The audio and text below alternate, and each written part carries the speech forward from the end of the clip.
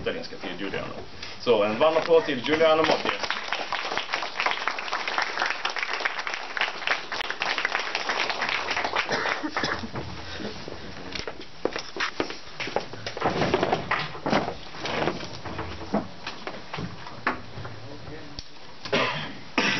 Dear friends, members of SDU, it is a pleasure meeting you again in your Congress. 1 year has passed and the European situation has radically changed. The European Union has imposed a technical government in Italy without asking the opinion of the Italian people. The European Union has forgotten what is democracy. The new Prime Minister Monti doesn't care what Italian people say, but follows the order of the Central European Bank. Monti has introduced new taxes, has opened our frontiers, but especially has given away our national sovereignty. Our party, La Destra, was the first party to go against the technical government of Monti. We brought 25,000 people in the streets of Rome against Monti and for Italy's national sovereignty. La Destra of Francesco Storace is growing every year, every day, because the Italians are tired of the European Union and of the euro. Our party has proved that we are able not only to demonstrate in the street, but also to find solutions for our nation. For example, our president, Teodoro Bontempo, has introduced in the region Lazio il mutuo sociale, which is to help poor young Italians to become owners of a house and not rent for the rest of their life.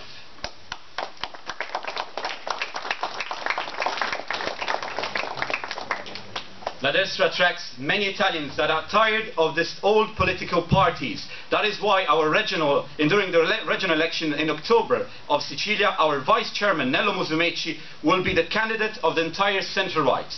We are also gaining support in Italy because La Destra is presenting very important battles in the Italian political panorama. Defending national sovereignty without forgetting our culture and traditions, stopping irregular immigration, working for the security of citizens, fighting for the Europe of nations and not what we have today, which is the Europe of banks. And finally, we put lots of importance on social themes, especially for those poor Italians which ask for a social service and they get overtaken by people that come from another country. That is why we fight for national prevalence. I'm sure we share similar battles with SDU. Not only La Destra is growing, but all over Europe, patriotic movements like in Sweden, Austria, France, are growing because the politically correct EU has failed in solving European problems. When there is a problem, the EU politicians say that we need more Europe and less nation. Instead, the truth is that the real problem is this type of European Union, which not only imposes the Stability Pact, but doesn't answer to solve immigration problems. Our national economy is rapidly decreasing. For example, in Italy, small industries are dying, and we have 37% of young Italians that are unemployed. But if you ask to the bureaucrats of Brussels, we need to give more money to the European Union. This politically correct vote in the last 20 years has created lots of new factors in the European societies. Frontiers have disappeared. Chinese market has invaded European market. The euro has been imposed in many countries in Europe, and especially there's a non-stop immigration. All these factors have put into difficulties our nation. In this process, who suffered the most is the simple citizen that feels lost in his own country. The leading actor of this process from the 90s to nowadays is globalization. That changed not only society but also politics. The real battle is no longer between one social class and another social class, but it's between who wants national sovereignty and who wants actually globalization. We defend national sovereignty, which is the real answer to change European Union. Well, the fact is that in these years we're going to have very special battles to go on. Especially in 2014 we'll have the European elections, which will be a test for all of us. Well, we have to be united in this battle, because only united we can win in this process. We have in future not only the battle in winning national sovereignty, but to prove that we can present another program, another type of European Union, which is the Europe of nations. Well, I want to conclude by saying that we have to believe in our dreams. When people will go to you, say, it's impossible to change Europe, it's impossible to change the euro. Well, remember, those same people, 30 years ago, when the wall of Berlin still existed, said it was impossible that the wall of Berlin would have fell. Well, they were wrong. So I believe in our dream. We have to believe in our dream. So together for Sweden, together for Italy, together for the Europe of nations.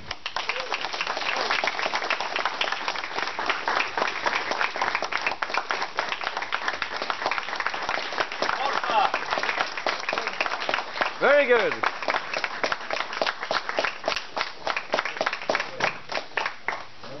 Så om vi kan ta en liten frågestund här kanske. Finns det någon som vill organisera detta eller är det jag som ska vara ledaren? You spoke a lot about a different European Union. What kind of different European Union do you envision? Well, a European Union which is not controlled by lobbies. We have a European Union which goes to your state and says that, for example, in Italy, you cannot have a circumference for your orange in that case there. It thinks more about those problems and especially thinks about actually saving. For example, when there was a crisis in Ireland and the banks actually failed, well, the interest in those banks were actually English, French and German, but we all paid a certain amount for those banks there. And when we go, for example, in a problem for immigration, for example, when immigrants, illegal immigrants arrive in Lampedusa, well, at that point, European Union says it's not anymore a European problem, it's a national problem. Well, I think this is an incoherent, it's not a coherent European Union that we have right now. It's another type of European Union, which doesn't mean that we don't have to collaborate with nations, but we have to find a European Union which actually protects our market, protects our actually frontiers in this case. We cannot all be lose our industries, for example, to Chinese market and so on. When you go, for example, you bring the product to China, you will actually pay taxes for that product there to enter into China. Why does it Chinese market enters in our industries and they don't pay anything for that? So it's not this type of European Union that we want in this case.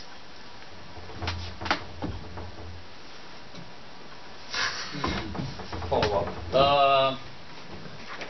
What's your view on kind of like a multi-tier European Union? So the states who like ultra integration between themselves could actually be quite integrated, and those who doesn't want like federal Europe could be unfederal. So be a part of the EU. If we talk about the European Union that was born in the beginning, was a European Union much smaller. Nowadays we have a European Union which is too big and which is very different from one to another. Economies which differ completely. For example, we got Germany, which is completely different from Greece. I mean, and this is what is bringing it right now, and maybe it was much better, the European Union that we had maybe 30, 40 years ago, which was a European Union which was starting, but was starting with a few countries. And nowadays we have a European Union which has too many countries, two different economies, two different cultures, which probably cannot all integrate in this type of European Union in this case. So yes, I think that there are certain countries we could actually collaborate much more and be able to create a type of European Union, but I think to this level here, no, it's impossible in this case here. Just to make things clear, you want to reform EU from the inside and not leave EU? It would be the best solution, even though unfortunately I think if we keep going on like this, I think for example, if Greece, for example, will come out of the EU, we'll have to have a plan B. Each country will have to have a plan B if they want to actually save. Not maybe for Sweden, but for example, Italy has chosen to enter inside the euro, and if Greece falls, it's like a domino. Each country will fall from that. So if we don't have a plan B, we cannot even reform from inside, but each nation has to have a plan B. It would be much better to reform it from inside. Maybe in 2014 we finally have a united group of all the patriots, because the real problem is we are never able to be united between all the different patriots. And this is one great problem of our different movements. We cannot be united. If we are able to present a group which is united, because what did the European Union do each time? They had first 10 deputies, you would manage to form a group inside the European Union, then they went up and up just for us to not be able to create a group in that case. So I think we should start thinking about stopping doing vetoes in certain cases and start collaborating much more between each other in certain cases. This side. You go for it. Okay. Yeah, one of the biggest issues in Europe right now is the economical one. We've seen Greece, what it's like, and we see what's happening in Spain. And I also know that some people are even looking at Italy. Well, most of the country is the southern part of Europe, actually. What are your plans for restoring the economy, both for Italy and even your surrounding countries around you? I mean, if we look at Italy, what the big crisis in Italy is not started now. It already started 10 years ago, when the euro was imposed in Italy, actually. We started having these small industries which were not anymore able to sell products. You have to understand, Italy always survived for a simple reason. It survived because we had qualities, but we had also low prices. We had low prices for the simple reason we didn't have the euro. We had the lira, which was much a lower currency compared to the other countries. So we were able to compete in this market, actually. We were able to sell products not only inside Europe, we were able to sell products also in America, for example, in England and so on. I mean, and in England, I mean, also inside Europe in this case. It's not like Germany, which is the only country which is gaining in the fact of remaining inside the Eurozone, because its majority of its industries are inside the Europe, in the Eurozone. So Germany is the first country which would like to remain in this situation here. I don't know for Greece, because it's in a situation which is, they don't have a lot of solutions. They're in, like this in this case here. Italy would have the solution right now, would have the solution to choose to not be anymore inside a euro and enter inside a lira. I personally think that this solution would be the best for Italy in this case here. Our party is actually proposing not only to put against national sovereignty, but also actually put back the lira in this case. There's another solution which they are proposing for the south of Europe, which is this solution have two different currency, one for the south and one for the north. Well, this would be alright, but if you think in Italy, for example, there's South and North Italy, two different economies, completely different.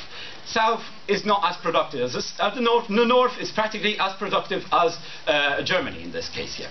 So would that currency there for south of Europe be good for Italy in that case there? No, because its economy wouldn't be good in the type of south and north in that case. Even because we don't sell our products to the south of Europe, we sell our products to the north of Europe in this case. So it wouldn't be good for us in that solution form. So I have two questions. First of all, how's your cooperation with Berlusconi's party? I have another question as well. How do you look at the future of the common currency in Europe, the euro? Would it end in 10 years? Would you replace it to the lira? Or because I asked the same question to FPÖ, and they were a bit reluctant to answer if they actually wanted to go back to the shilling or not. Well, you said first, what is our collaboration with Berlusconi? Well, let's say that we never went inside Berlusconi's party and everything. We were always in coalition. You have to understand, Italian's political panorama is completely different than Swedish political panorama. You're in a situation which would be maybe Italy in the 70s, we'd call it, for example, the situation of your party. But our party is able actually to collaborate with the centre-right, but the fact is we are not going to collaborate for any prices. It doesn't mean we collaborate for Berlusconi and we lose our values, we lose our party, we lose our program. We have presented, actually in the end of June, we presented 10 points that are for national sovereignty. If Berlusconi accepts those 10 points, we'll be allied with Berlusconi. If eventually it's Berlusconi or it's another candidate, probably it's going to be Berlusconi. But in that case, we will be allied. In certain regions, for example, we collaborate very well. For example, as I said before, in the regional election in Sicilia, the fact is that no other candidates were able to present themselves because they were accused of corruption. They were in parties which could actually present themselves. So the only candidate was actually La Destra's candidate, which was Nello Musumeci, which is a candidate who has been 3 times Euro deputy in that case there.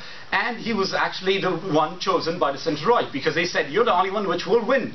And probably in Sicilia, we will have the president of the region of Sicilia will be from La Destra because of this. But we have put precise points to actually accept this coalition with Berlusconi.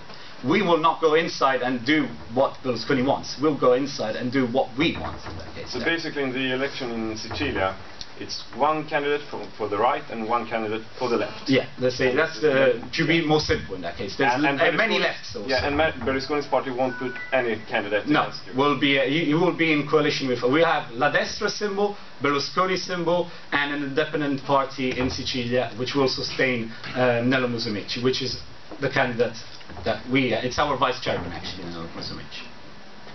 And the euro. And the euro, well. If you think they will always, as I said before, they will always tell you that it's impossible to change the euro. Well, the fact is that the solution, as I said just before, I've answered this, would be the best to come out of the euro. It will not take 1 minute. But it's clear if we wait until Greece maybe falls, maybe other countries, maybe even Italy, if it keeps going like this. We have Monti, which is destroying the industries of Italy. We have taxes which went so up. We have a pressure, fiscal pressure. If you go and see, we have nearly the same fiscal pressure as actually Sweden, incredibly enough. But we don't have the social services of Sweden in that case.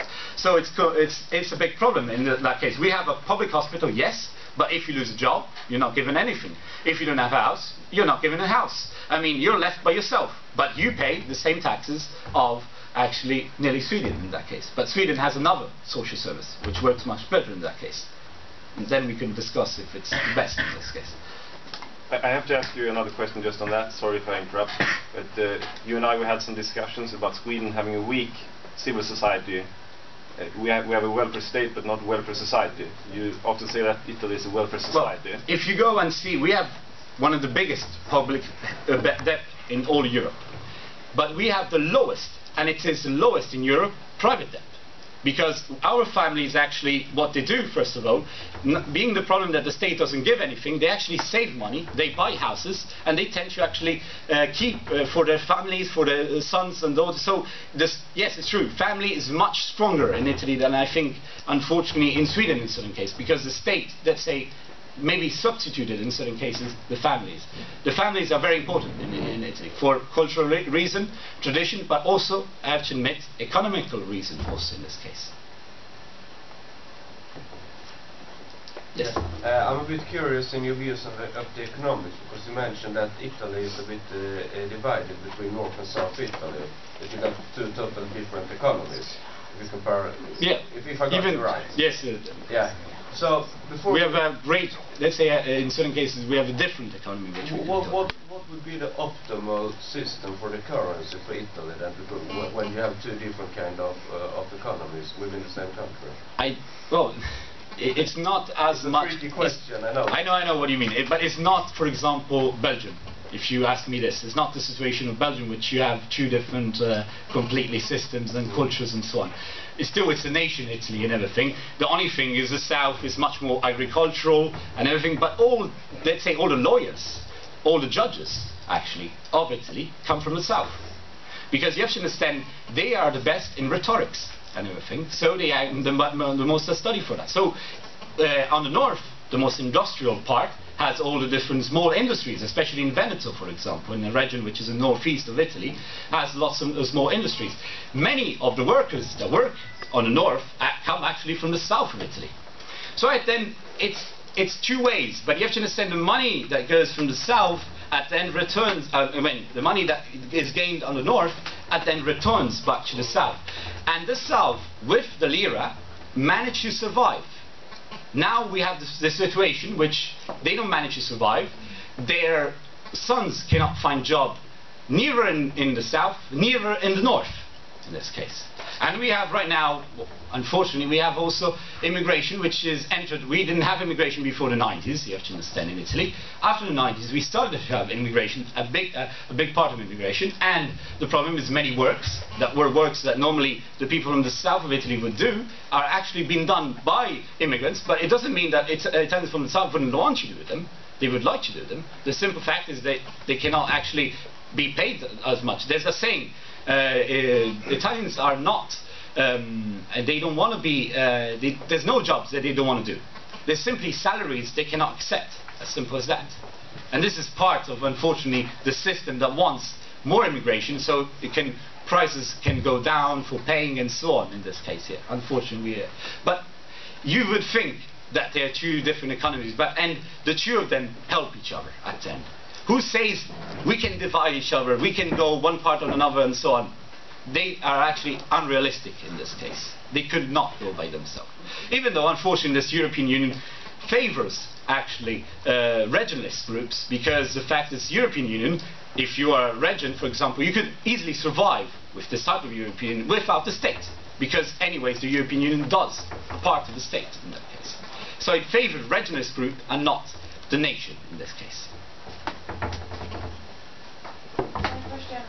Gustav told us heard about his visions for which parties he wants to work together with, and you've spoken about your vision in the European Parliament. I'm just curious, which parties do you see the cooperation?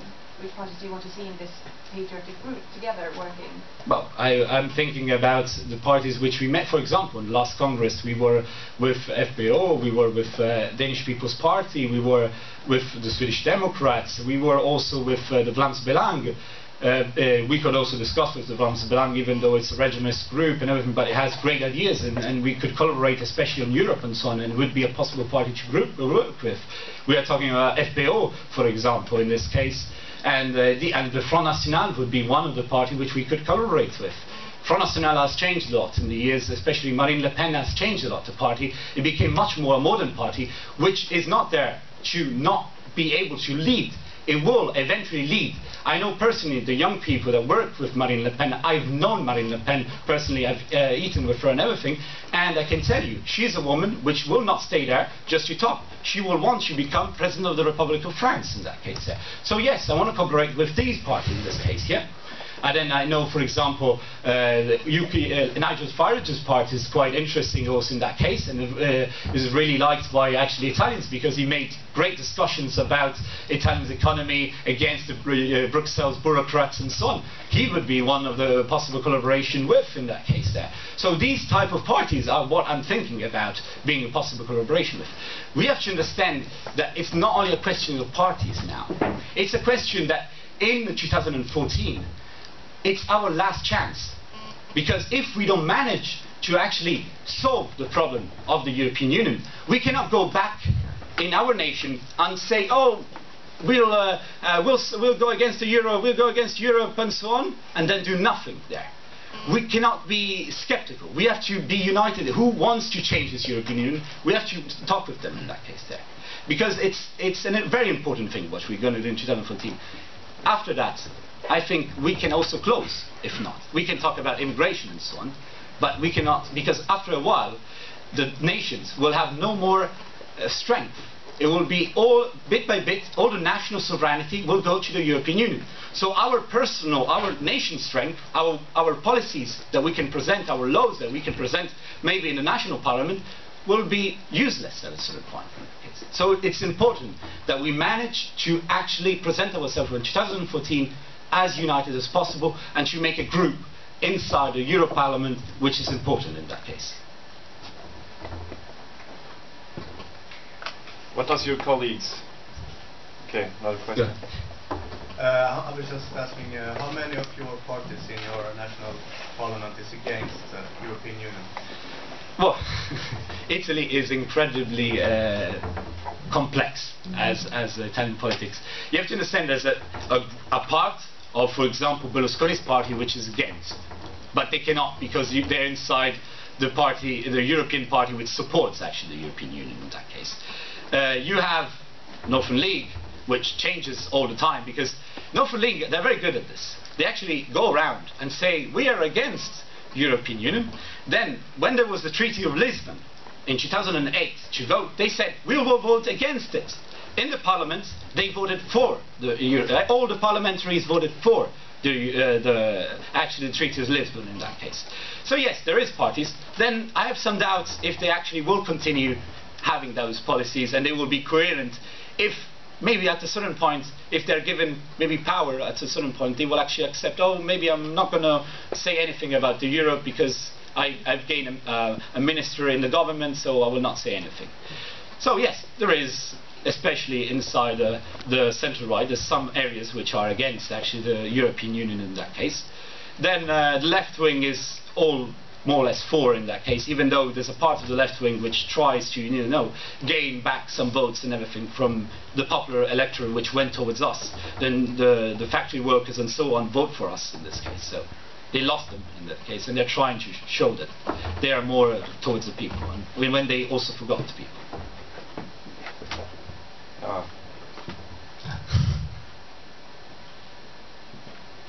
So, no more questions? Last question. Anyway, thanks a lot, Giuliano.